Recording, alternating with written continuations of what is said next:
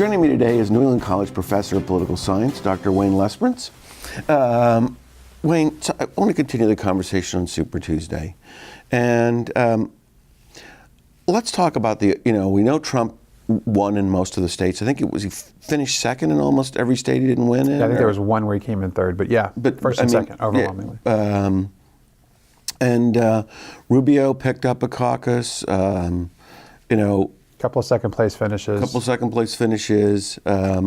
Cruz won 3 states. Kasich didn't do well at all. No, he made a run for it in Vermont. He made it interesting in Vermont. He made it interesting in Massachusetts, but otherwise not much better than that.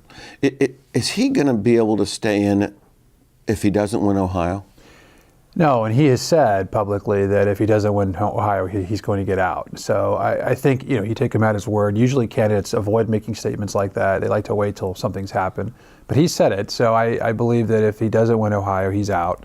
Rubio hasn't made a similar statement about Florida, but I think the writing is on the wall that if you can't carry your own home state, this isn't your time. Rubio has another consideration. Kasich, a little longer in the tooth than Marco Rubio. He's still very much a young, senator and getting started with his political career. I think that certainly if he doesn't make it this round, there's a future for him, whether he wants to run for governor in Florida or do something else down the road or run for president again. So you want to be careful that you not alienate party donors, party leaders, by staying in too long. So he has some different considerations than Governor Kasich. Why isn't, I'm asking you a question that you really can't answer, as you'd have to get in the mind of a million voters. But, what are the polls, what show about why Kasich and Rubio really aren't getting the traction? In a world where you would think a lot of mainstream Republicans or the establishment is looking for somebody, why isn't that happening? I think when we look at the exit polling data after a primary, one of the critical factors that people point to is electability, and I think that a lot of voters have come up to the conclusion that Donald Trump is the most electable of the bunch, that in terms of beating Hillary Clinton, he gives them the best chance. That's a statistic we see a lot. The other interesting thing that we see a lot, John, is that about 2/3, depending on the state, have made their mind up about a month ago. Now, a month ago, this was a much different field, very crowded field, a lot of other candidates there, and Marco Rubio was kind of in the mix, but he was in the mix with a lot of other folks. And so he didn't really break through probably until the last week or two after Jeb Bush got out, particularly in South Carolina.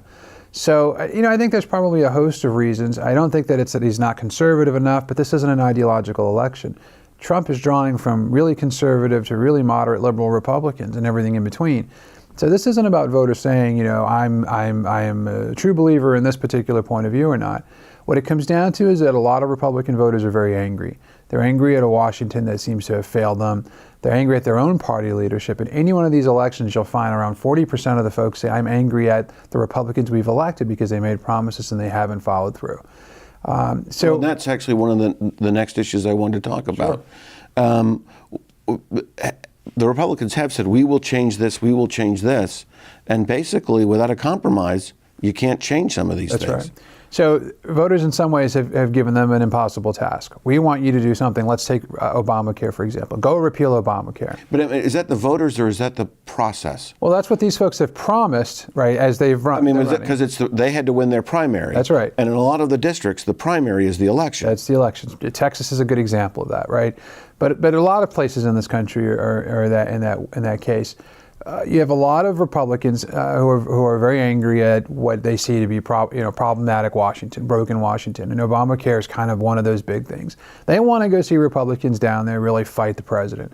And to the extent that Republicans can't deliver on that, Republicans cannot repeal Obamacare. They've tried dozens of times, and it hasn't happened. We can't get through the Senate without 60 votes. That's right. So it's not something that's reasonable. So as you mentioned, the way to get around that, to try to amend or change Obamacare, is through compromise.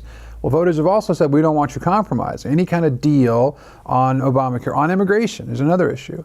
Is a betrayal of the cause. So it really creates an impossible scenario for these elected officials to go to Washington and actually get things done. And so now the result is you have a lot of voters who feel betrayed. They feel like they elected somebody who was talking tough and making promises that they couldn't keep, and Now they want something new, and that really is the outsider path, and that is really why somebody like Donald Trump, who talks very tough, who projects strength, probably better than anybody else running, has been so successful.